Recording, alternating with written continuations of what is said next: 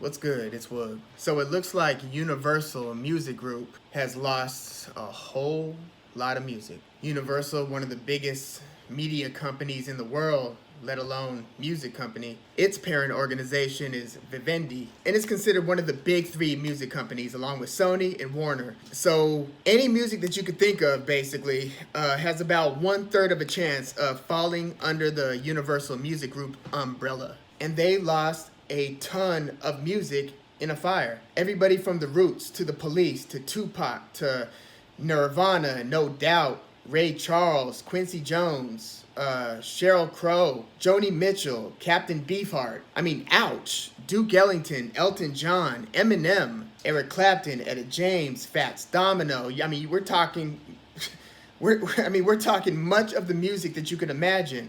Bo Diddley, Bing Crosby, Bobby Brown, Beck, 50 Cent, Cat Stevens, Charles Mingus, Aretha Franklin. I mean, my God. Janet Jackson, Leonard Skinner, Mary J. Blige. So the music that's out there is out there, and it's out there in all kinds of digital formats. There still some surviving vinyl records of, all of these, but the point of having a masters is that is the baseline, rawest recording that you're going to get of a record, of a song, from which all other variants of that song can spring from. So any format that you hear the music in, its genesis, its root is the master. And while there's a ton of famous music that's been lost in it, there's also been some very rare music that now will never see the light of day, from some of the greatest, that you could imagine, and some of the most undiscovered that you can imagine. Keep in mind, Universal doesn't just store the music that we're all familiar with. It's got a ton of failed artists or artists that were on the come up and something happened. The album might not have sold well, or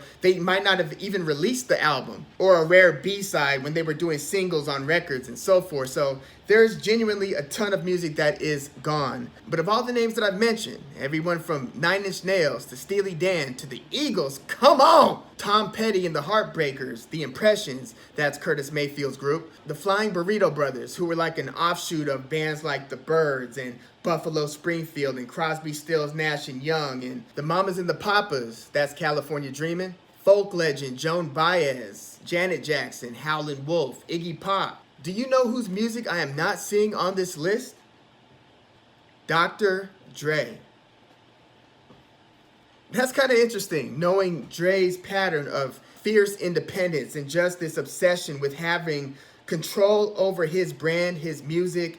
I mean, he had to fight for that the hard way, coming up first through Ruthless Records with NWA. And before that, the World Class Wrecking Crew. Shout out to Lonzo, one of the founders. He was actually kind enough to come over when I was managing warehouses and doing late night events and all kinds of activity in South LA. Lonzo, one of the people who helped give Eazy-E, Ice Cube, Dr. Dre their start, was kind enough to come through. But Dre had to fight for his ownership fiercely. Most notably with Death Row Records and Suge Knight and the house that he and Suge built, along with Snoop and the Dogg Pound and Pac and DOC. But Dr. Dre, one of the most private, major music moguls and artists you will ever come across. I mean, aside from that documentary they recently did on HBO, the story of him and Jimmy Iovine and their rise, Dr. Dre as a person has been a pretty under the radar and private dude. And it's just interesting to me that he didn't keep his music under the same roof in the pantheon of the greatest artists in recording history. But yeah, forgot about Dre.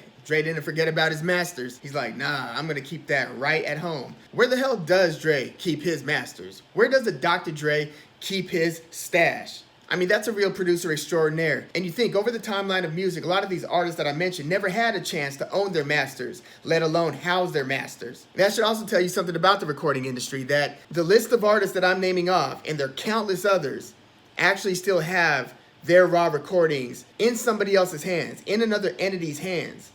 I would like to think that Stevie Wonder, for instance, has his masters. But it's just crazy that these artists that I'm naming didn't have ownership of their own. And, I mean, their whole discographies weren't necessarily burned in this fire. Some were, some weren't. But the hawkish, Dr. Dre. I mean, look, this included Snoop Dogg, Eminem, and 50 Cent. Dr. Dre's like, hey, y'all can keep your music wherever you want. I'm bringing mine home. One step ahead. I wonder if Ice Cube keeps his masters with all he'd been through with the Ruthless Records experience and being the first to leave NWA. But yeah, let me know what you think. Let me know if you have any insight. Was Dr. Dre's stuff anywhere in the house when it burned? Because out of all the lists that I've seen, I haven't seen his name mentioned once. I've seen tons of people's names mentioned, but not Dr. Dre. And that's the difference. What's the difference between me and you? I'm Woog. Thanks for tuning in.